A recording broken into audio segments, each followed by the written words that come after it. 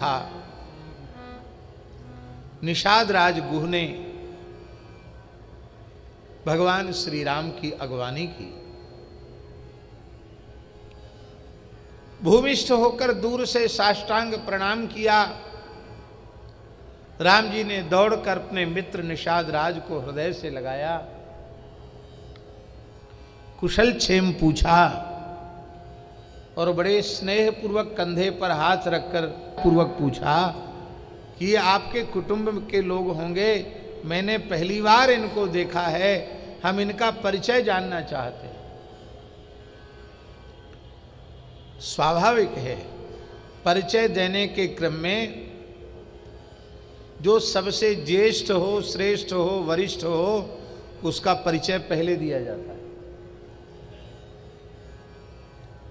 वर्तमान में क्या प्रक्रिया है भगवान जाने, लेकिन प्राचीन शिष्ट परंपरा ये है, परिचय देने के क्रम में जो सर्वोत्कृष्ट हो, सर्वश्रेष्ठ हो, उसका परिचय प्रथम दिया जाना चाहिए। इसी मर्यादा का निर्वहन करते हुए भगवान के मित्र गुह ने कहा, भगवान ये नारी समुदाय में जो वृद्धा माता खड़ी हैं, वे मेरी पूज्या जन्मदात्री माता हैं और मेरे पूज्य पिता तो दिवंगत हो चुके हैं। अब मेरी माँ ही मेरी गुरु है, मेरी सर्वस्व मेरी माँ ही है। महाराज हम आपको क्या कहें। यह सुनते ही राम जी दौड़े और जिस भाव से मस्तक रखकर वे कौशल्याम्बा के चरणों में प्रणाम करते हैं, उसी भाव से उन्होंने अपने मित्र की जननी के चरणों में प्रणाम किया।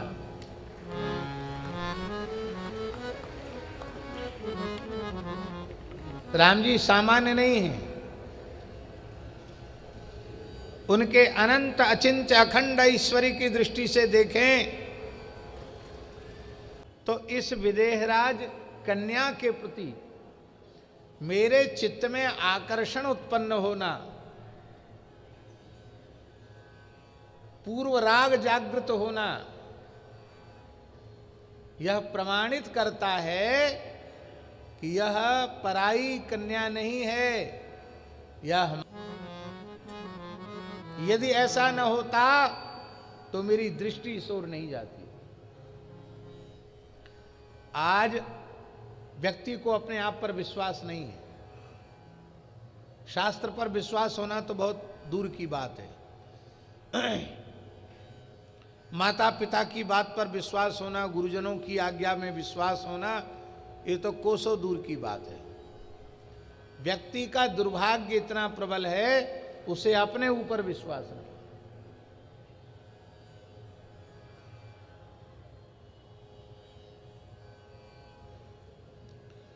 पर सही अर्थों में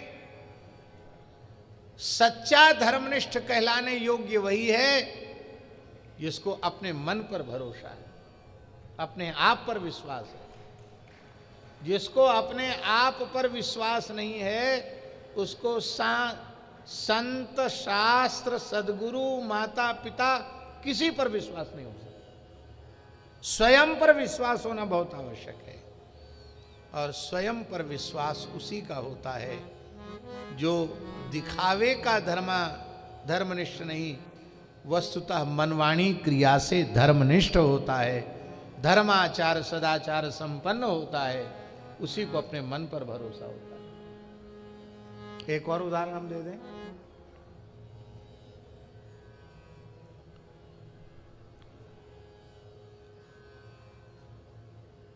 इस युग के संस्कृत के महान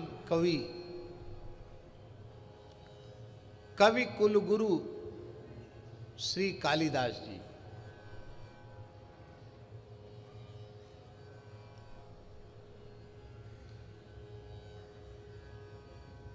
जिनके 3 काव्य संस्कृत साहित्य की शोभा है। रघुवंश महाकाव्य, अभिज्ञान शाकुंतलम और कुमार संभवम, कुमार संभव, ये 3 महाकाव्य लिखे महाकवि कालिदास जी ने। ऐसी भी प्रसिद्धि है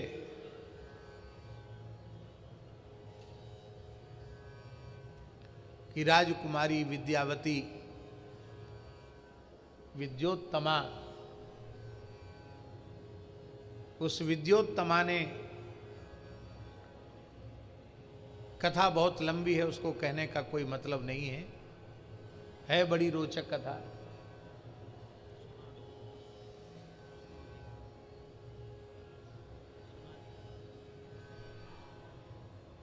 कथा ऐसी है, विवेक जी बोल रहे हैं कि सुनाइए। कथा ऐसी है कि विद्योत्तमा राजकुमारी थी और वह परम विदुषी थी। सरस्वती का विशिष्ट आशीर्वाद उसे प्राप्त था। उसने प्रतिज्ञा की थी कि जो विद्वान मुझे शास्त्रार्थ में परास्त करेगा, मैं उसी को अपने पति के रूप में स्वीकार करूंगा। उस अपूर्व सुंदरी से विवाह करने के लिए बड़े बड़े विद्वान राजकुमार आए, बड़े बड़े विद्वान पंडित भी आए, लेकिन विद्योत्तमा से शास्त्रार्थ में परास्त हो गए। वो पर्दे के भीतर बंद होकर शास्त्रार्थ करती थी, क्यों? मर्यादा थी, चिक डाल करके। तब पंडितों ने भी सोचा कि इसने हम सबका अपमान किया है, तो हम लोग भी नाटक करके इसका अपमान करें। तो किसी महामूर्ख की खोज करनी चाहिए। तो महाकवि कालिदास विप्र कुल में तो उत्पन्न हुए थे, पर बचपन में ही मातृ पितृहीन हो चुके थे।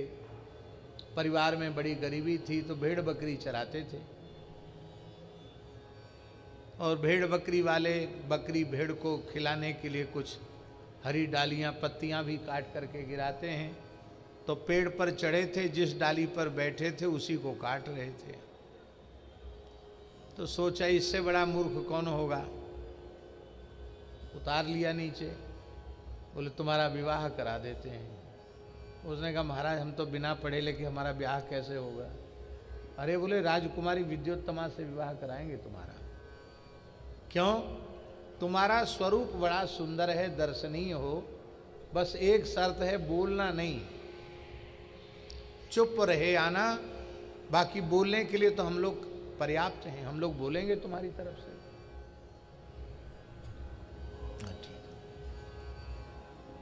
तो बढ़िया मुंडन करा के, सुंदर त्रिपुंड धारण करा के, मोटी मोटी रुद्राक्ष मालाएं धारण करा के, पगड़ी बांध के, और बढ़िया सुंदर धोती पहना करके पालकी में बिठाकर पंडित लोग ले गए कालिदास, पालकी में बिठाकर स्तुति करते हुए। धर्मसंघ वाले गुरुजी कहते थे, बड़ा धोता बड़ा पोथा पंडिता पगड़ा बड़ा। खूब बड़ा पगड़ा, खूब पुस्तकें ग्रंथ, इतने बड़े बड़े शास्त्रार्थ महारथी जिनकी पालकी ढो रहे हैं, कितने बड़े विद्वान होंगे। अपना प्रदर्शन ऐसा किया कि जिससे लगा कि कोई बहुत बड़े विद्वान है। बोले देखो राजकुमारी जी, अब हम अपने गुरु जी को लेके आए, ये शास्त्रार्थ करेंगे और हार जीत इनकी होगी, पर शास्त्रार्थ में ये उत्तर नहीं देंगे। प्रश्न तुम करो और ये उत्तर नहीं देंगे, उत्तर हम लोग देंगे। क्यों? क्योंकि गुरु जी का अनुष्ठान चल रहा है, इतने समय तक ये मौन रहेंगे। ये मौनी है। बोलो तो ठीक है। विद्योत्तमा ने कहा, जब गुरुजी मौन शास्त्रार्थ करेंगे तो मैं भी बोलूंगी नहीं, मैं भी मौन ही शास्त्रार्थ करूंगी। और जब मौन शास्त्रार्थ होगा तो पर्दा लगकर नहीं होगा, क्योंकि वो तो संकेत से होगा। तो पर्दा खोल दिया गया कालिदास बैठे थे, मौन शास्त्रार्थ आरंभ हुआ। विद्योत्तमा ने एक उंगली उठाई,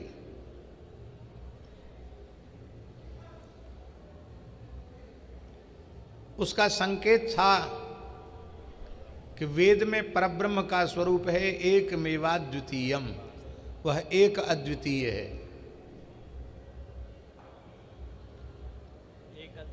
एक मेवाद्वितीयम। पंडित उत्तर दें उसके पहले ही कालिदास जी ने सोचा, व्युत्पन्न मती तो थे, भले ही पढ़े लिखे नहीं तो क्या, अपने ढंग से उन्होंने अर्थ लगाया कि एक उंगली दिखाकर एक आंख फोड़ने के लिए कहती है मेरी, ऐसे किया उन्होंने। तो एक उंगली दिखाती, हम दो उंगली। पंडितों ने शास्त्रार्थ किया, देखो तुम्हारा पहली बात काट दी। तुमने कहा एक ब्रह्म है, बिल्कुल ठीक बात है, ब्रह्म एक है, हैं? ब्रह्मैक्यवाद का प्रतिपादन किया, एक मेवाद्वितीय ब्रह्म का प्रतिपादन राजकुमारी जी आपने किया।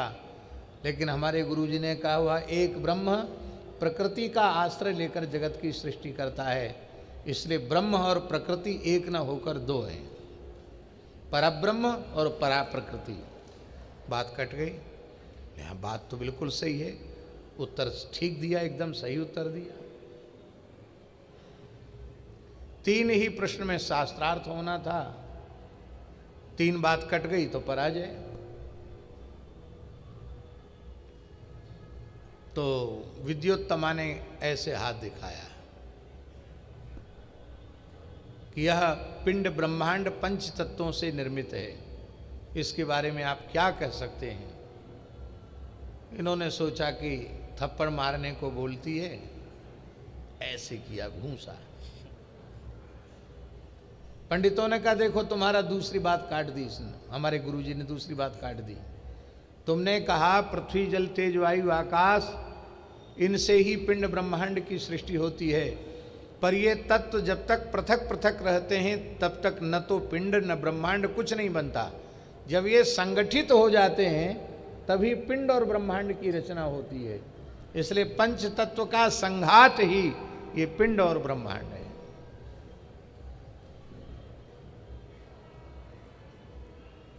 इतनी घबरा गई विद्योत्तमा, कोई संयोग की बात थी। उसने सोचा कि दो बात काट दी, तीसरी बात काटने में क्या विलंब है। कुछ सोच ही नहीं पाई कि मैं क्या पूछूं, और अंत में उसने कहा कि मैं इनके वैदुष्य के आगे नतमस्तक हूं, मैं अपनी पराजय स्वीकार करती हूं। ब्याह हो गया,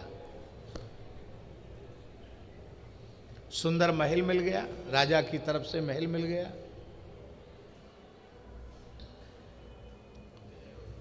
शाम का समय था, भेड़ बकरी चराने वाले लोग भेड़ बकरी लेके लौटे। पुराने संस्कार बस आपने अपने मुंह से तर्र तर्र कहा, जैसे भेड़ बकरी चराने वाले कहते हैं, तर्र तर्र किया, सोई उसने समझ गई तो महामूर्ख है, भेड़ बकरी ही चराता होगा, उन्हीं की जैसी आवाज निकाल रहा है।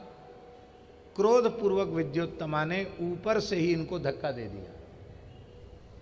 धक्का दिया तो नीचे गिरे। वहाँ कोई बहुत प्राचीन जंगल में भगवती भद्रकाली का स्थान था, सिद्ध स्थान था, कालक्रम से विलुप्त हो चुका था। कहते हैं आज भी इधर इंदौर उज्जैन के तरफ वो जगह है जहाँ आज भी लोग जीव काट कर चढ़ा देते हैं और नई जीव आ जाती है। बहुत सुना होगा आपने, बहुत प्रसिद्ध जगह है, लोग अपनी जीव काट के चढ़ा देते हैं, नई जीव आ जाती, आज भी ये चमत्कार होता है। वहाँ ये गिरे और ऐसे जीभ निकल गई और जीभ दांतों से कटकर वहाँ गिर गई। भगवती प्रसन्न हो गई और उन्होंने कहा क्या चाहिए तुमको, मैं प्रसन्न हूँ, तुमने अपनी जिह्वा हमको अर्पित कर दी, क्या चाहिए। अब जीभ कटने से वे शुद्ध उच्चारण नहीं कर सकते थे, इसलिए उनको कहना ये था कि विद्योत्तमा ने मेरा अपमान किया, पर वो विद्योत्तमा इस शब्द का उच्चारण नहीं कर पाए। 3 बार कोशिश करने पर यही शब्द निकला, विद्या विद्या विद्या। भगवती ने कहा इस धरती पर इस युग में तुमसे बड़ा कोई विद्वान नहीं होगा, जाओ, संपूर्ण शास्त्र तुम्हें उपस्थित हो जाएंगे। तो कहते दैवी कृपा से कालिदास जी बहुत बड़े विद्वान हुए, जीव तो ठीक हो ही गई। और फिर उन्होंने भगवती को संतुष्ट करके जब अपने महल के द्वार खटखटाए तो खटखटाने से विद्योत्तमा ने खोलने की अनुमति नहीं दी। तब आपने संस्कृत में कहा कपाटम द्वारम देहि। अब कपाट मुद्घाटे यह भी संस्कृत है, पर यह बहुत साहित्यिक, कपाटम द्वारम देहि। इतनी बढ़िया संस्कृत बोलने वाला कौन है? तो विद्योत्तमा ने कहा अस्ति कश्चिद वाग विशेषः। क्या कहा? अस्ति कश्चिद वाग विशेषः। तब आपने कहा हाँ, वाग विशेष माने कोई विशिष्ट विद्वान है क्या? तब कालिदास का आदर किया, चरणों में प्रणाम किया और अस्ति कश्चित वाग विशेषः, इसी के ऊपर, अस्ति के ऊपर उन्होंने अभिज्ञान शाकुंतलम लिखा, कश्चित के ऊपर कुमार संभवम लिखा, कश्चित कांता विरह गुरुणा, यहीं से कश्चित शब्द से ही कुमार संभवम आरंभ होता है। मेघदूत, मेघदूत लिखा, कश्चित कांता विरह गुरुणा। और वागर्था वाग विशेषः, रघुवंश महाकाव्य, वागर्था विव संप्रक्तौ वागर्थ प्रतिपत्तये जगतः पितरौ वंदे पार्वती परमेश्वरौ। ये उन्होंने कहा, 3 ग्रंथ लिखे उन्होंने। ये किस विषय में आ गई ये बात, याद दिलाओ हमको।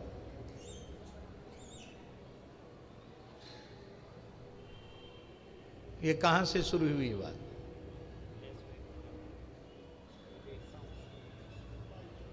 है?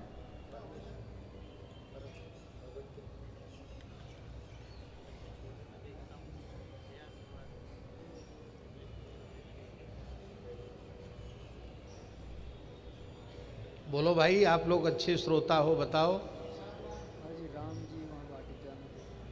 हाँ, इस विषय में बात आरंभ हुई कि अभिज्ञान शाकुंतलम में, जब हमने अभिज्ञान शाकुंतलम का नाम लिया तो कालिदास जी का नाम आया। और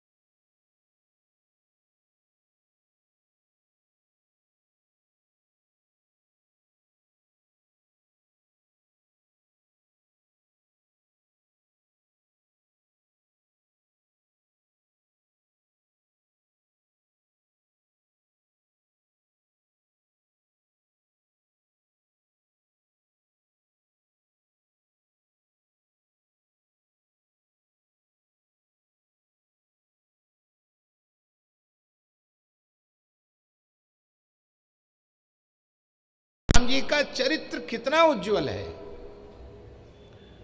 एक स्वाभाविक बात है, व्यवहार की बात है कि दो सगे भाई एक साथ इस प्रकार से कहीं बगीचे में घूम रहे हों और किसी कन्या को देखकर उनका मन सहज आकृष्ट हो, तो क्या बड़ा भाई अपने छोटे भाई से अपने मन की बात बताएगा? त्रिवेदी जी बताएगा क्या? अथवा छोटे भाई का मन आकृष्ट हो रहा हो तो क्या छोटा भाई बड़े भाई को बताएगा? लेकिन भगवान श्री राम अत्यंत सहज सरल भाव से अपने अनुज लक्ष्मण जी को अपने मन की सारी अवस्था बता देते हैं। छिपाव दुराव नहीं करते हैं। और इसके बाद जब गुरुजी के चरणों में उपस्थित होते हैं तुलसी पुष्प आदि लेकर के, तो गुरुजी ने पूछा नहीं है कि वत्स रामभद्र आज किंचित विलंब कैसे हुआ। गुरुजी ने नहीं पूछा। भाई तुलसी पुष्प लाने में कुछ विलंब हुआ, उसका कारण क्या है? वो वस्तुतः विलंब भी नहीं हुआ। अरे आमने सामने से देखने में कितना अंतर पड़ा, कितना समय लगा होगा, और कोई बहुत दूर जाना नहीं है। सुंदर सदन से निकट ही गौरी जी का मंदिर है, स्थान है, पुष्प वाटिका है। तो वस्तुतः समय नहीं लगा बहुत अधिक, लेकिन गुरुजी ने जो आज्ञा दी थी तुलसी पुष्प दुर्वा आदि का चयन करके लाओ, वही कार्य न करके हमारी वृत्ति थोड़ी देर के लिए अन्यत्र चली गई। और उतनी देर, लेकिन गुरुजी ने जो आज्ञा दी थी तुलसी पुष्प दुर्वा आदि का चयन करके लाओ, वही कार्य न करके हमारी वृत्ति थोड़ी देर के लिए अन्यत्र चली गई। और उतनी देर की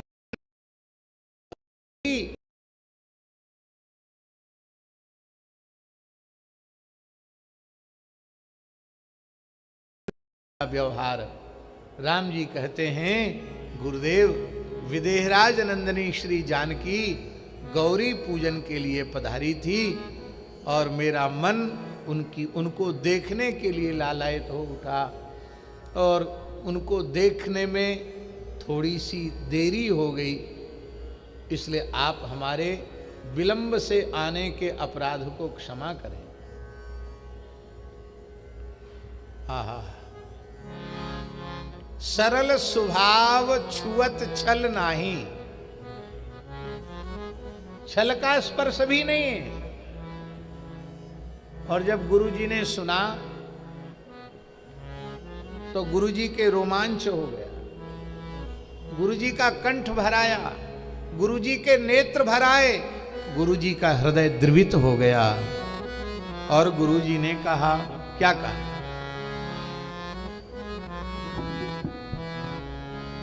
सुफल मनोरथ होहि तुम्हारे, सुफल मनोरथ होहि तुम्हारे, सुफल मनोरथ होहि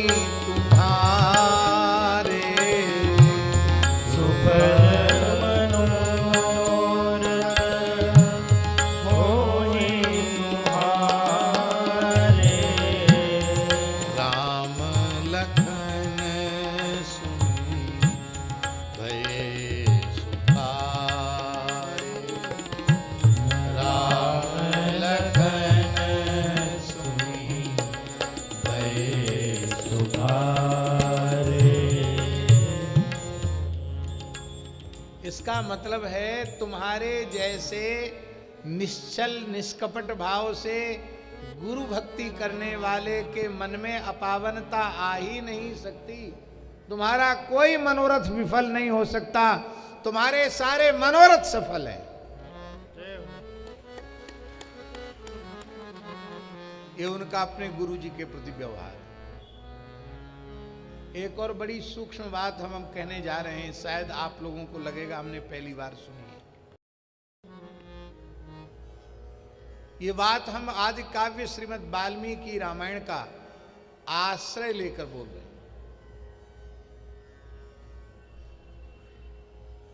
जब श्री जनकपुर धाम में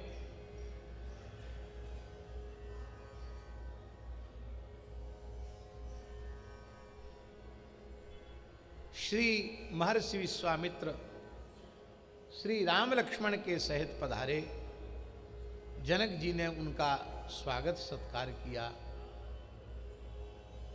और उस समय महर्षि विश्वामित्र ने राम जी का, लक्ष्मण जी का परिचय दिया और ये यज्ञ संरक्षण के लिए आए हैं। इन्होंने 6 दिन 6 रात्रि तक अहर्निश जाग कर यज्ञ की रक्षा की है। मार्ग में ताड़का का वध किया है, मारीच सुबाहु के आतंक से क्षेत्र को विमुक्त किया है और अहिल्या का उद्धार करके ये दशरथ नंदन श्री राम जनकपुर पधारे। संक्षिप्त में विश्वामित्र जी ने सारी बात बताई।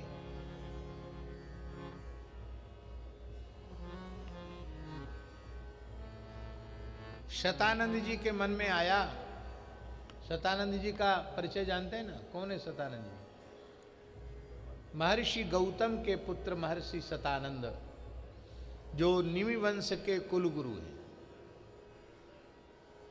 और महर्षि गौतम वही गौतम जिन्होंने दक्षिण गंगा गोदावरी को प्रकट किया, जिन गोदावरी जी की परिक्रमा लगभग 700 संतों के सहित अभी हम करके आए। ऐसा समझिए, गोदावरी की परिक्रमा करके सबसे पहले सत्संग के लिए कहीं आए हैं तो इटावा में आए।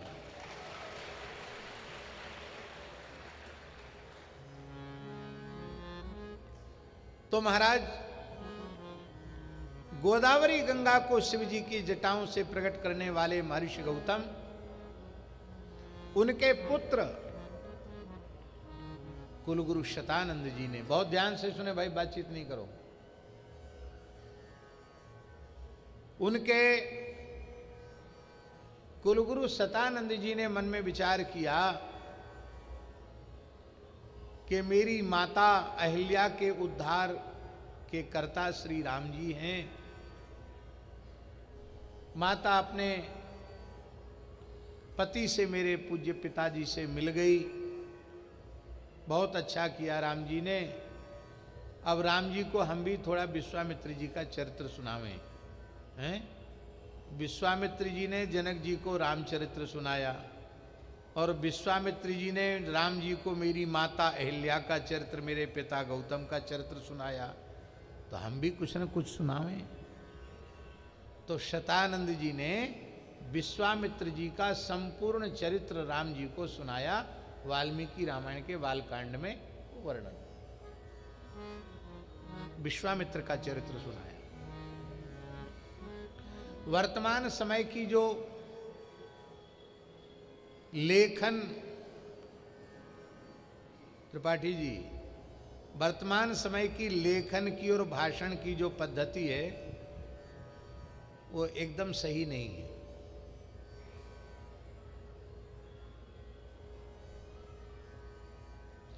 लेखक बड़े कलाकार होते हैं।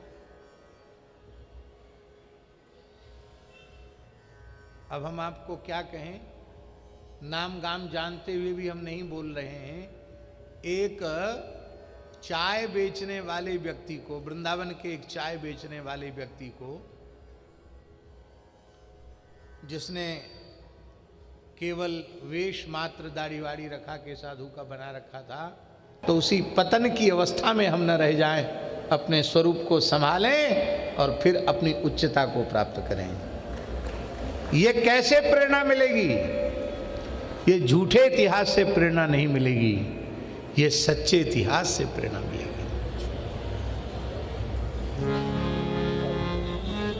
तो विश्वामित्र जी का सच्चा इतिहास सुनाया, उसमें यह भी सुना दिया कि इनकी आपके खानदान से कितनी दुश्मनी रही है, इन्होंने हरिश्चंद्र को कितना परेशान किया विश्वामित्र जी ने, और आपके गुरुजी से तो इतनी शत्रुता रही है इनकी। वशिष्ठ विश्वामित्र का कलह तो प्रसिद्ध है। और इतना ही नहीं,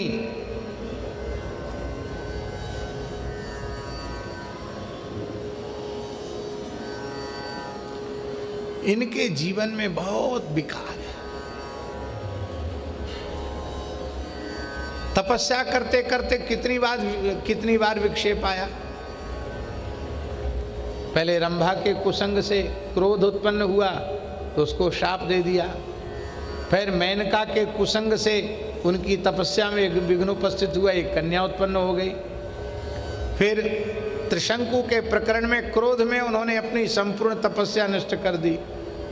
तो जिनको तुम गुरुजी मान रहे हो, गुरुजी के रूप में स्वीकार किया है ना, वो दो बार तो अप्सराओं के चक्कर में फंस चुके हैं, कितनी बार गुस्सा कर चुके हैं, तुम्हारे गुरुजी से कितनी लड़ाई कर चुके हैं, तुम्हारे कुल खानदान के पूर्वजों से इनका कितना प्रतिस्पर्धा रही है।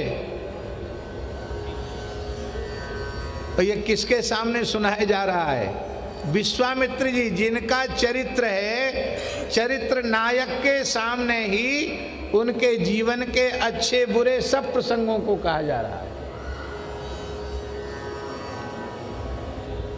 पर भगवान श्री राम, उनके भाव में तनिक भी परिवर्तन नहीं होता कि अरे हम तो इनको बहुत अच्छा महात्मा मानते थे, ये ऐसे हैं, ऐसे बार बार फिसल गए अपनी तपस्या से, ये ऐसे हैं। ये भावना राम जी के मन में नहीं आई। वाल्मीकि में स्पष्ट लिखा है, इस चरित्र को सुनकर के राम जी के नेत्रों से प्रेमाश्रुधार बह चली। बोले, हे महर्षि सतानंद जी, आपने बड़ी कृपा की है। गुरुदेव का चरित्र सुनाकर मेरी श्रद्धा को आपने शत गुणित कर दिया है, 100 गुनी श्रद्धा बढ़ा दी।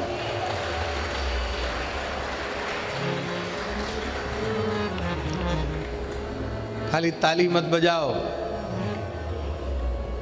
बड़ी श्रद्धा रखते हो, अमुक महापुरुष हैं, अमुक संत हैं, अमुक गुरुजी हैं, और नेक अपने मन के विपरीत कोई बात हो गई तो गुरुजी का फोटो मंदिर से उठा करके घूरे पर पटक के चले आते हो। बात झूठी है कि सच्ची है, इसको विचार करने की का प्रयत्न भी नहीं करते। यह हमारी श्रद्धा है। गुरुजनों के प्रति कैसी श्रद्धा होनी चाहिए, ये यदि किसी को सीखना हो तो भगवान श्री राम से सीखना चाहिए। इसलिए भैया, चरित्र तो केवल श्री राम जी का ही है।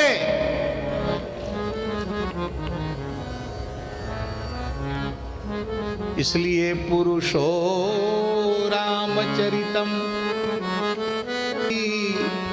रूपधारयन् आनृशंस परो राजन् कर्म बंधैर्विमुच्यते।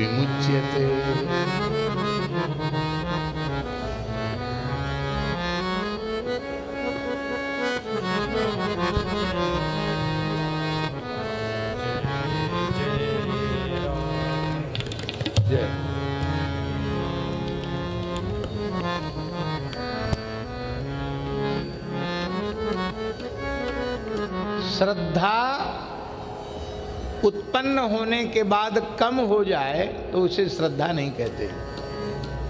जो प्रतिक्षण वर्धमान है उसी को भक्ति कहते हैं, उसी को प्रेम कहते हैं, उसी को श्रद्धा कहते हैं। जो घट जाए उसे श्रद्धा नहीं कहते। जो निरंतर बढ़े उसका नाम श्रद्धा है। और साधक की सर्वोच्च संपत्ति श्रद्धा ही है। भगवत तत्व का ज्ञान, स्वरूप का ज्ञान, धर्म का ज्ञान, शास्त्र का ज्ञान किसको होता है? भगवत वाक्य श्रद्धावान लभते ज्ञानम। श्रद्धावान लभते ज्ञानम, श्रद्धावान को ज्ञान की प्राप्ति होती है। तो राम जी की अपने गुरुजनों के प्रति ऐसी श्रद्धा है, और ये श्रद्धा तभी मनुष्य के भीतर जागृत हो सकती है जब गुरु तत्व के प्रति वह मनुष्य बुद्धि न रखे। आचार्यम माम विजानीयात नावमन्येत करहिचित न मर्त्य बुद्धिया सूये तो सर्वदेव मयो गुरु। आचार्य को, गुरुदेव को मेरा ही स्वरूप समझो, उनमें मनुष्य बुद्धि मत करो। आचार्यम माम विजानीयात नावमन्येत करहिचित न मर्त्य बुद्धिया सूये तो सर्वदेव मयो गुरु, क्योंकि गुरु सर्वदेव मैं है। इस बात को हम लोग बोलते हैं, लेकिन राम जी ने अपने जीवन में इसको चरितार्थ करके दिखाया।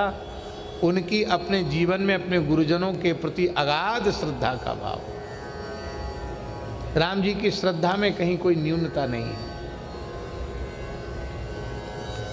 अब एक और विशेष बात आपको बताएं राम जी के चरित्र की।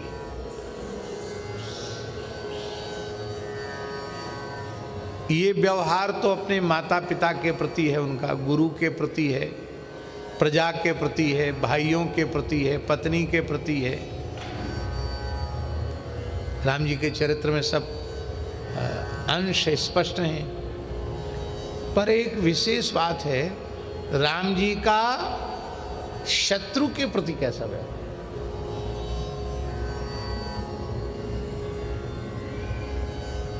दो बात शत्रु के प्रति व्यवहार की हम उल्लेखित करते हैं, उद्धृत करते हैं। पहली बात,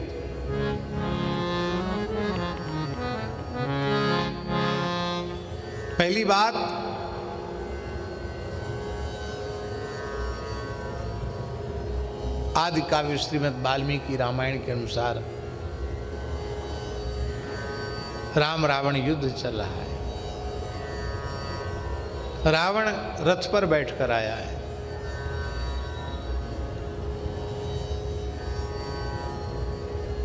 राम जी के पास रथ नहीं है, और बहुत स्पष्ट भी है, रावण रथी विरथ रघुवीरा देख विभीषण भयउ अधीरा। तब राम जी ने उसे धर्मरथ का वर्णन करके सुनाया कि जो धर्मरथ पर आरूढ़ है उसी को विजय है, उसी की विभूति है। इसलिए विभीषण तुम चिंता मत करो, मैं धर्मरथ पर आरूढ़ हूँ। वो प्रसंग हमको नहीं कहना है, हम ये बोल रहे हैं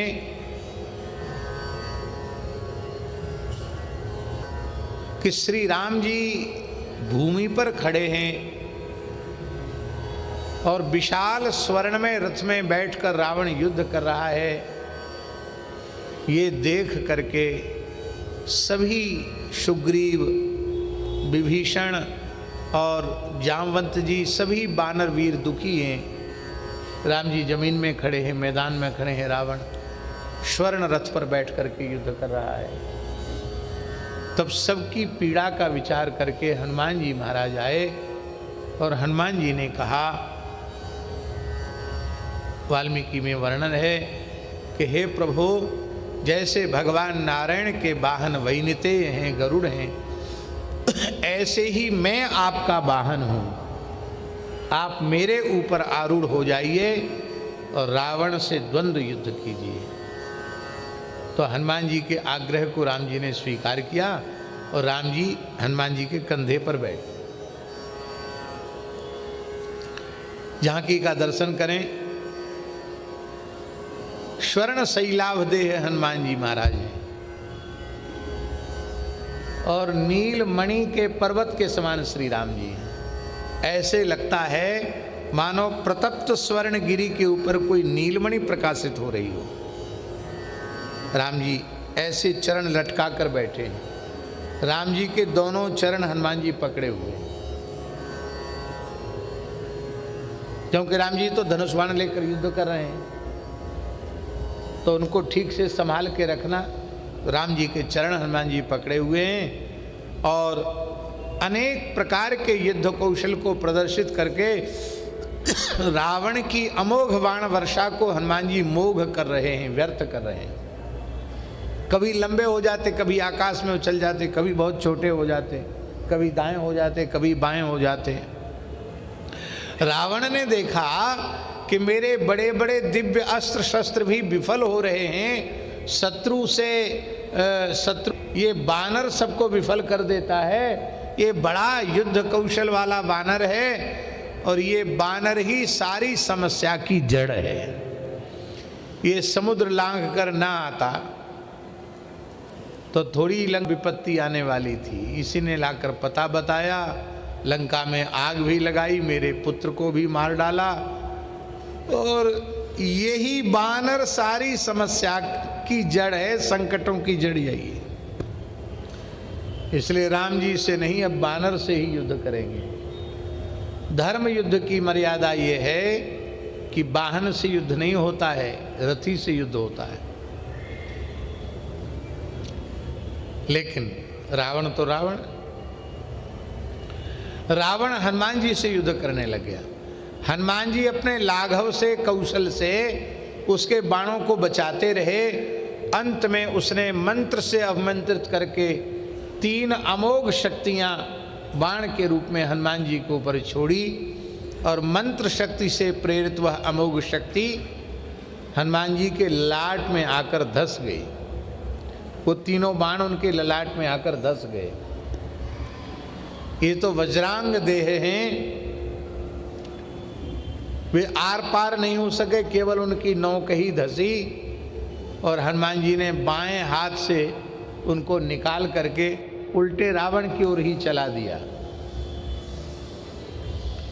अब जब वो बाण निकाले हनुमान जी ने तो हनुमान जी के ललाट से रक्त झरने लग गया और वह रक्त जब श्री राम जी के चरणों से स्पर्श उसका हुआ, राम जी ने देखा हनुमान जी के मस्तक पर रक्त झर रहा है, तब श्री रघुनाथ जी क्रुद्ध हो गए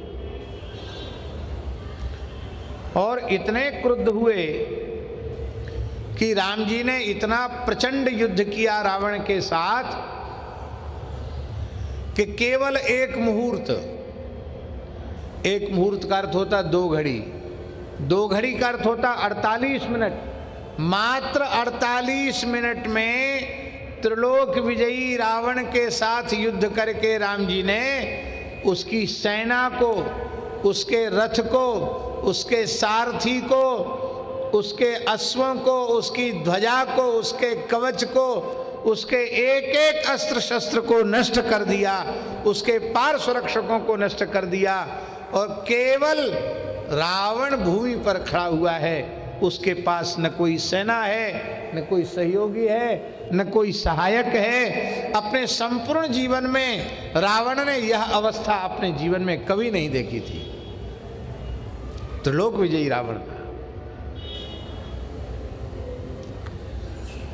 उसके मन में विचार आया कि हमने तो सुना था मारीच के द्वारा, रामो विग्रहवान धर्म, राम जी मूर्तिमान धर्म हैं, लेकिन ये कैसे मूर्तिमान धर्म हैं? मेरी सेना नष्ट हो गई, मेरा कवच नष्ट हो गया, मेरा रथ सारथी, मेरे अंग रक्षक, पार्श्व रक्षक सब नष्ट हो गए, मेरे पास कोई अस्त्र शस्त्र भी नहीं रह गया, फिर भी श्री राम जी का क्रोध कम नहीं हो रहा है, वो लगातार मेरे ऊपर बाण वर्षा करते चले जा रहे हैं। तो मारीच ने कहा था कि राम तो विग्रहवान धर्म है, आज राम जी का धर्म कहाँ चला गया? तब रावण ने मन में विचार किया, राम जी के जीवन में अधर्म नहीं हो सकता, हमारे जीवन में ही कोई बहुत बड़ी चूक हो रही है। तब रावण की समझ में आया कि राम जी की बाण वर्षा इसलिए लगातार हो रही है क्योंकि धनुष के टूटे हुए टुकड़े को घुमा घुमा करके मैं युद्ध कर रहा हूँ। तो जब तक किसी भी प्रकार से आत्मरक्षा का प्रयत्न कोई व्यक्ति करता है तब तक युद्ध चलता है, इसलिए उस टूटे हुए टुकड़े को रावण ने जब फेंक दिया, वाल्मीकि में वर्णन है, तो राम जी ने मुस्कुराकर तुरंत अपने धनुष की प्रत्यंचा को उतार दिया, युद्ध बंद कर दिया। उसने धनुष का टुकड़ा फेंका तो राम जी ने प्रत्यंचा उतार दी, और प्रत्यंचा उतार पूरा आकाश भरा हुआ है देवताओं से, सिद्धों से। आज के जैसा युद्ध न भूतो न भविष्यति, राम रावणयोर युद्धम राम रावणयोरिव। आज राम जी ने कहा, हनुमान जी को भी आश्चर्य है राम जी के पराक्रम को देख करके। तब राम जी ने हनुमान जी से कहा, हनुमान, आज जो तुमने मेरे युद्ध में पराक्रम का दर्शन किया है, मम वा त्र्यंबकस्य वा, ऐसा बल, ऐसा युद्ध कौशल या तो मुझ में है या देवाधिदेव भगवान शिव में है, और तीसरे में ये संभव नहीं। ये वाल्मीकि की पंक्ति, मम वा त्र्यंबकस्य वा, या तो मुझ में है या शिव जी में है। स्पष्ट हो गया राम जी परमात्मा है।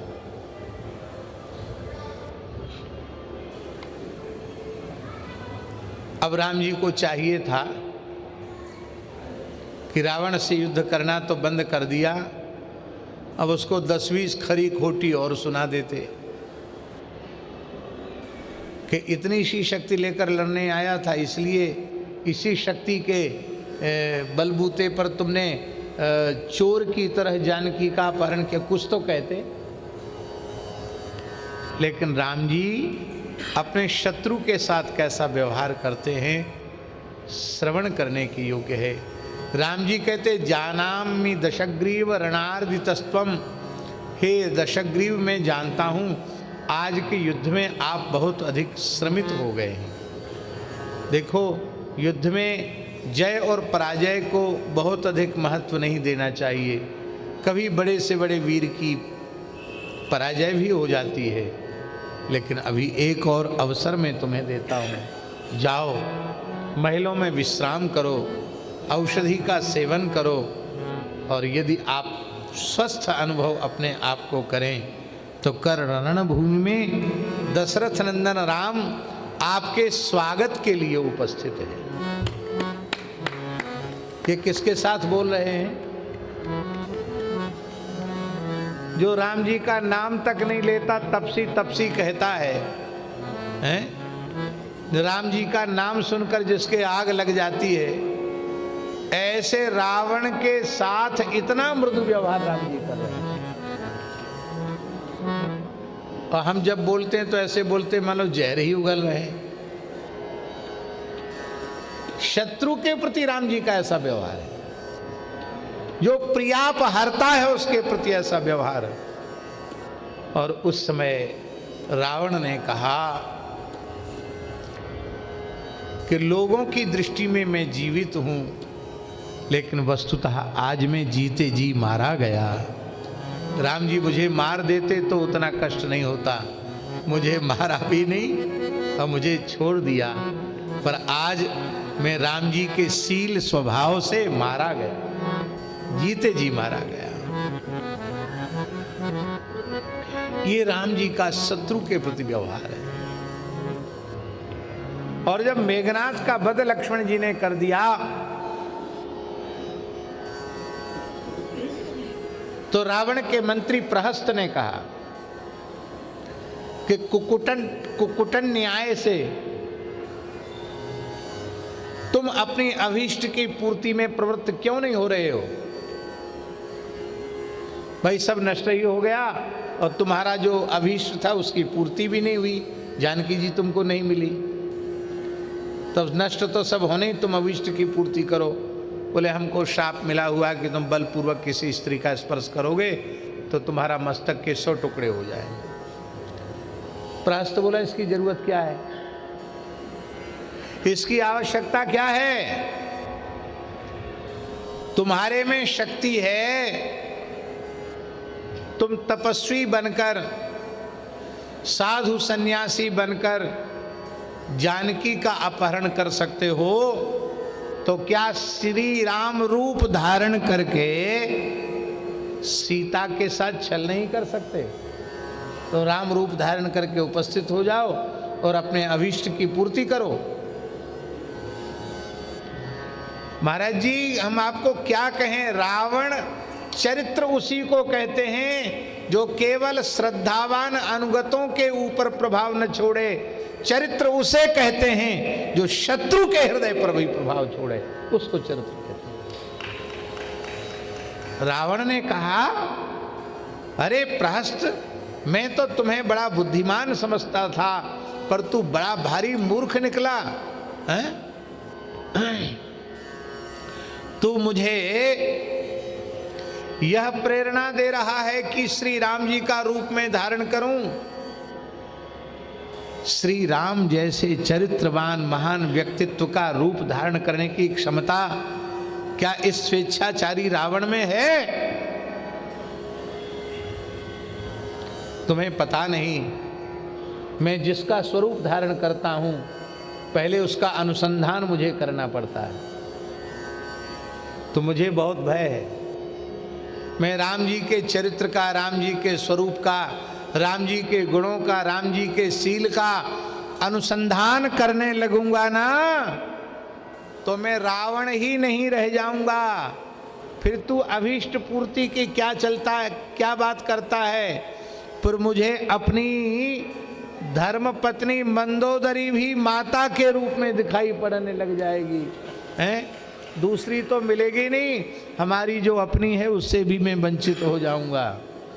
ये है राम जी का चरित्र, जो बैरियू राम बड़ाई करही। शत्रुता रखने वाले लोग भी राम जी की प्रशंसा करते हैं। और जब रावण वध हो गया, अब वध हो गया तो राम जी स्वाभाविक है, विजयी सब कुछ होता है।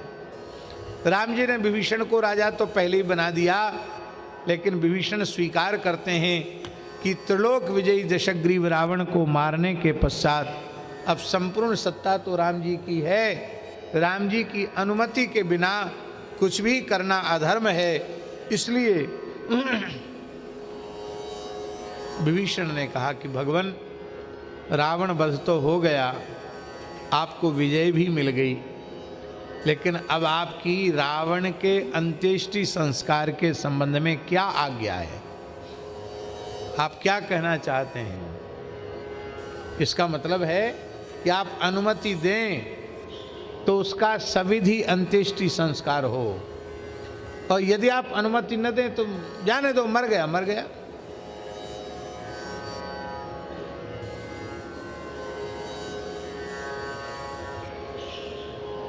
अभी अभी घटना घटी,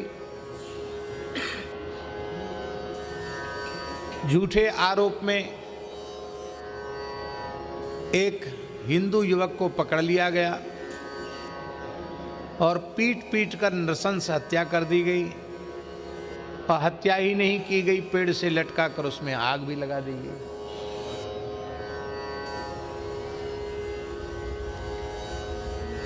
मनुष्य कितना नीचे गिर सकता है, आप विचार कीजिए। कल्पना भी नहीं कर सकता, इतनी क्रूरता, इतनी निर्दयता क्या किसी मनुष्य में हो सकती है क्या? और इधर राम जी को देखो, राम जी कह रहे हैं, मरणान्तानि वैराणि यथा भ्राता तथा मम। हे लंकेश विभीषण, बैर जो होता है वो मरने के बाद नहीं होता। मरने के बाद शत्रुता रखने वाले को मनुष्य नहीं कहते हैं। जब तक वैर तब तक ही संसार में होता, जब तक शत्रु जीवित है। आज रावण के वध के पश्चात मेरा रावण से कोई वैर नहीं। चलो ये बात तो ठीक है कि हमारा वैर नहीं, लेकिन आगे की जो बात राम जी कह रहे हैं, राम जी कहते हैं कि जैसा तुम्हारा पूज्य बड़ा भाई रावण है, ऐसे ही मैं तुम्हारा मित्र हूं। मैं भी रावण को अपना अग्रज मानने के लिए तैयार हूं। इसलिए मैं अपने प्रतिनिधि के रूप में लक्ष्मण को भेजता हूं और पूरे राजकीय सम्मान के सहित रावण का अंत्येष्टि संस्कार होना चाहिए। ये राम जी का स्वभाव है। इसलिए कहा गया पुरुषो रामचरितम श्रवणैरुपधारयन् आनृशंस्य परो राजन् कर्म बंधैर्विमुच्यते। इसलिए हर मनुष्य को प्रतिदिन रामचरित्र अवश्य पढ़ना चाहिए। हमारे पूज्य श्री रमन रेती वाले महाराज जी चाहे जितने व्यस्त हों, बिना रामचरित मानस के पाठ के वे शयन में नहीं जाते। प्रतिदिन रामचरित्र का पाठ करते। उनका जप, उनका पाठ किसी स्थिति में प्रभावित नहीं होता है।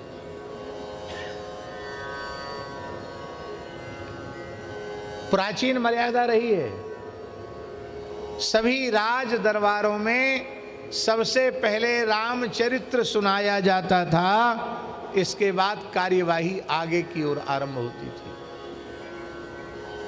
हम आपसे बड़ी विनम्रता पूर्वक निवेदन कर रहे हैं, पूरे संसार में ऐसा वातावरण निर्मित हो जाए, हर विद्यालय में, हर शिक्षण संस्थान में, हर राज्य सभा में, विधानसभा में, लोकसभा में पहले श्री राम जी का थोड़ा गुणगान हो, उनके चरित्र पर अनुसंधान हो, इसके बाद कार्य आरंभ हो, तो हम कहते हैं पूरे विश्व का चरित्र बदल जाएगा, पूरे विश्व में शांति का वातावरण आ जाएगा। और ऐसी बात है, यस्यामलम नृप सदस्सु यशोधुनापि गायन्त्यघग्न ऋषयो दिग्भेन्द्र पट्टम तम नाकपाल वसुपाल किरीट जुष्ट पादाम्बुजम रघुपतिम शरणम प्रपद्ये।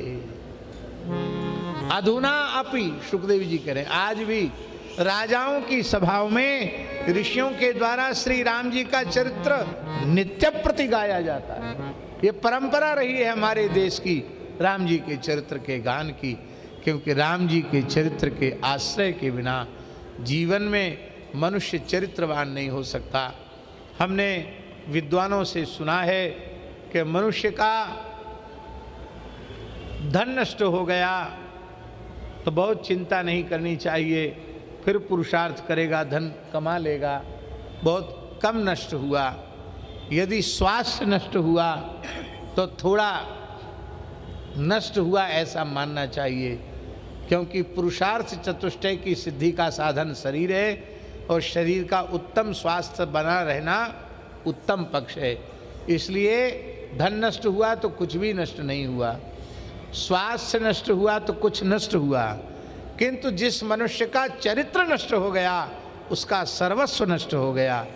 इसलिए भैया, यदि हम अपने आप को बचाना चाहते हैं, अपने चरित्र को बचाना चाहते हैं, अपने जीवन में सरलता, सहजता, दयालुता, कृपालुता, क्षमा, करुणा, सौशील्य, सौहार्द आदि पवित्र गुणों को अपने जीवन में संजोना चाहते हैं, क्रूरता, कठोरता, नृशंसता, कुटिलता, कपटयुक्त व्यवहार, इन दोषों से बचना चाहते हैं, निर्विकार सदाचार संपन्न बनना चाहते हैं, तो श्री राम जी के चरित्र का आश्रय लेना चाहिए। ऐसा समझें कि आज भूमिका में ही हमने राम जी के चरित्र को थोड़ा सा एक निबंधात्मक रूप में प्रस्तुत करने का प्रयत्न किया है। आज मन में प्रेरणा हुई है कि कल विभीषण जी की चर्चा हम लोग करेंगे, क्योंकि के कोई श्रेष्ठ भाव नहीं है, शरणागति सर्वोपरि भाव है। इसलिए शरण भाव की चर्चा कल हम करेंगे। आज 6:45 हो गए हैं, कथा का यहीं विराम करते हैं। और कल, आज तो आने में भी बहुत विलंब हुआ, उसका कारण ये था कि कल बहुत लंबी यात्रा करके तो हम पहुँचे थे बरसाना, फिर वहाँ एक उत्सव में सम्मिलित हुए, रात्रि को 12-1 बजे तक कुछ ज़रूरी कार्य था और सवेरे से भी व्यस्त हो गए, तो आज थोड़ा आने में भी विलंब हुआ। पर कल से प्रयास करेंगे कि जो समय घोषित हो उसी समय में आने का प्रयत्न किया जाए।